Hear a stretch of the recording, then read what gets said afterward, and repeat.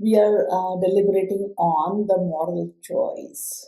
It's the ability to do what I think is right despite all opposition around me. It's beyond obedience. You can imagine all of us wanting our children to be a good human being. We want them to grow up to be very obedient. We want them to listen to us. But is that really right? A child may begin to say, I do this because my mother said, I do this because my neighbor did, I do this because my friends did. When I'm doing things because everybody around me is doing it, just following the crowd, now is that something of an ability that a child is developing about morally choosing what is right?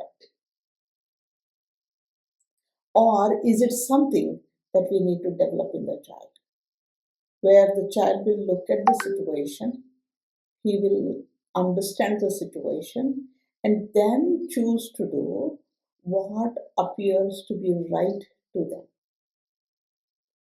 This is a process we need to develop. And the child does not yet have the ability until they're 10, 11, 12 years of age to pick something or to even think about something that could be right thing to do at that time. For example, let's say my friend cheated. I, as a child, what do I do with it? And the child tells me, my friend tells me that I need to keep it a secret. Do not tell it to anybody. Then what kind of a dilemma I would be in? Is it right? Or do I also start cheating because everybody is cheating? Do I preserve my friendship and protect my friendship and kind of hide what my friend did? Or am I upfront about it? Or do I use that as a superiority complex? I am superior to you, so I'm going to go tell it to my teachers, elders anyway. How will a child behave in that situation becomes very important for us to observe. And that is something I need to build. That moral compass is something that I need to build right from the beginning. First of all, I need to be doing something morally right and need to be choosing something morally right, which I'm kind of explaining, talking, debating, discussing as part of the family. That's the environment the child is going to be growing up in. And then the cost of being obedient. I need to be sharing these stories with my children. I lost a friendship because I told the truth. Now, what is truth? Was it something I should have told then? Should I have waited later? All these deliberations we go through. And once a child is over 8, 9 years of age, we can just definitely make it happen. It is that inner freedom that I need to develop. I don't have to choose every time that somebody else is choosing, everyone else is choosing. Very recently I met this 12th standard girl who is going into college engineering, and she has chosen a department. And when we were just talking, why did you choose that department? Why did you go into that stream? She has no clue because all my friends are doing it. Now, how many times have we done it? Because all of my friends were doing, I did not change the school, I did chose a particular stream, I went into a particular workforce, and this is where that independent thinking is what I need to develop. Think before choosing. Does my child have that ability? How does my child develop that ability? Through all very simple, mundane, day to day activities. Choose which plate you want to eat your breakfast from. Now, let me say a glass plate, Corelle set. Now, why that? because it looks nice. Why does it look nice? How can we make others also look equally nice? Simple deliberations like that. Very, very simple ones. That is when there is a possibility that I develop the courage to stand alone in certain cases. It's not that I have to stand alone every time, but then I beg to differ. This concept of agreeing to disagreeing will come into picture. I would love to do it, but at this point, I just can't. And that's okay. There have been instances when I have been offended when my friend will tell that she cannot do certain things for me or she will not tag along with me. And that's because of my conditioning. Just because I'm interacting in a community, there are lots of people with lot of conditioning and belief. I do not want to keep changing my beliefs and my thinking just to accommodate everyone else in my life. And this is especially challenging for a child when they're under peer pressure in their adolescent ages.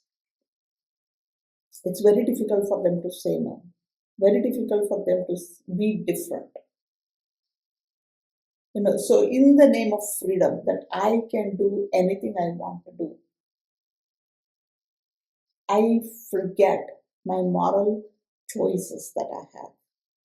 Within me, I know that what my friends are asking me to do is not really very nice thing. My parents would not approve of it. I myself am not approving of it. But I have no courage to say no or be different from the crowd, risk my friendship.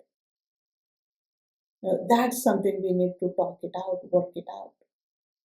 Because I believe that every child is in a similar dilemma, and somebody has to take charge to lead this movement towards choosing what is morally right.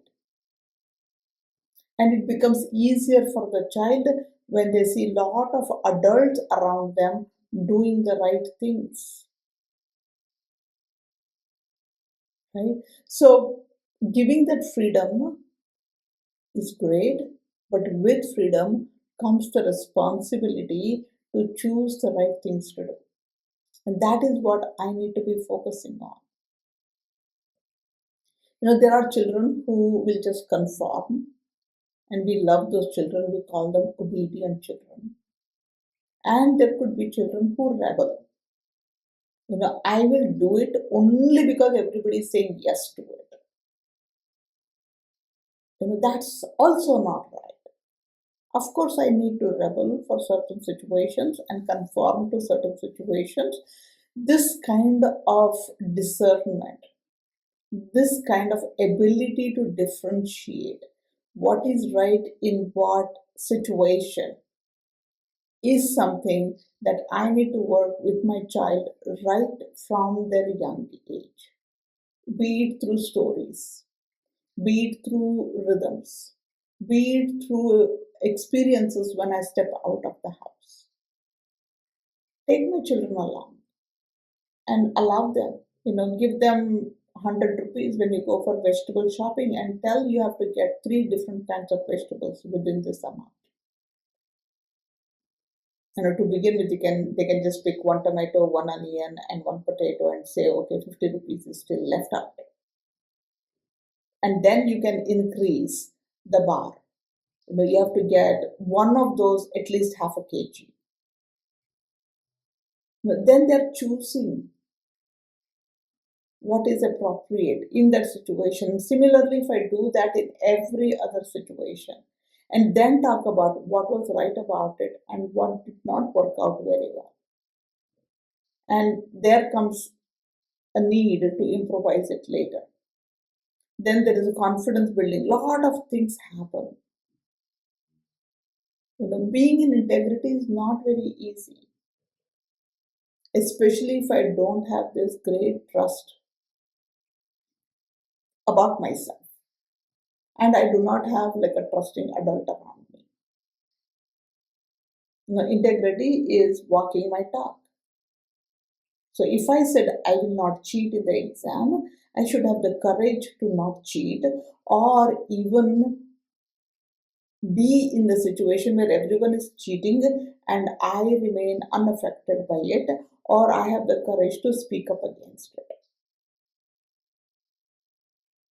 What works? Many of us react many different ways to this one particular situation, but as a child, am I hiding my true inner feelings?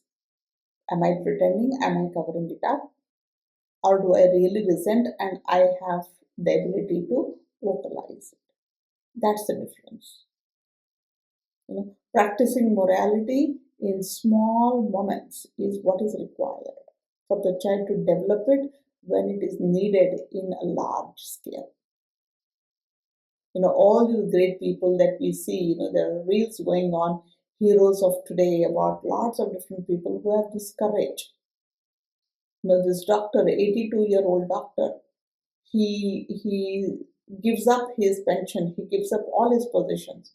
He walks to the hospital every single day to treat the patients.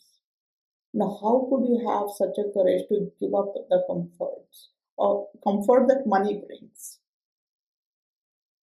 And that vision that even when I'm 82 or 83 or 84, I don't need my pension. Where is that courage coming from? Is it because of the work he has done? That was a moral choice he made when he probably retired around 60 and started getting his pension. Those are great people, who, not because of the service he's doing, not because he's 82 and he's still treating patients, but because of the confidence in his decision that he made. And that comes from a very strong inner quality that I developed. I don't think he's sitting and complaining, why did he even give up his pension and look at me now? I don't think that's happening because there was very clear, a great clarity when he made that decision. And that came from all such small moments where he made his moral choices. And when I say I want my child to be a good person, I want my child to be a happy person, this is what we truly mean. I want my child to be able to pick the right choices at the right time, despite nobody standing with them, despite everybody opposing them vehemently. And my child can tread through that. That is what I want my child to be doing. Think about it and see if that resonates with you.